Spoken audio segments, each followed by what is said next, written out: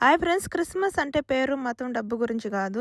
ఇది దేవుడు ప్రేమను ఎంచుకున్న రోజు. చాలా మంది ఇళ్లలో ముఖ్యంగా పండగలు లేదా కొత్త సంవత్సరం వచ్చినప్పుడు అదృష్టం, ధనం, శుభం సూచించడానికి చేసే ఒక ట్రెడిషన్. ఇందులో పెట్టిన ప్రతి వస్తువుకి ఒక అర్థం ఉంది. రైస్ సంపద, సమృద్ధి, ఆకలి లేకుండా ఇల్లు నిండుగా ఉండాలని. కోడిగుడ్లు కొత్త జీవితం, అదృష్టం, అభివృద్ధి, మంచి మొదలు అని సూచన. బంగారు కాయిన్స్ నిజమైన సంపద, ధనం, విలువ, బ్లెస్సింగ్ అని.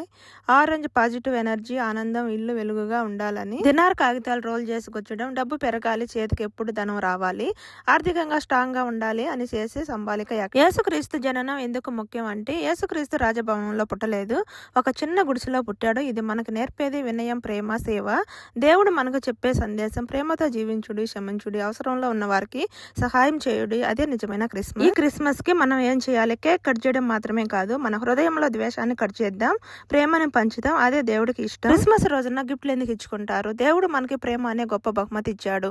ఆ ప్రేమను మనం కూడా మన వాళ్ళతో పంచుకోవాలి అనే గుర్తుగా ఈ క్రిస్మస్ రోజున ఒకరికొకరు గిఫ్ట్లు ఇచ్చుకుంటారు. గిఫ్ట్లు మార్చుకున్నా పంచుకోవాల్సింది మాత్రం ప్రేమ. అందరికీ merry Christmas. Christmas celebration video, full video కింద లింక్ అయితే ఉంది. Please video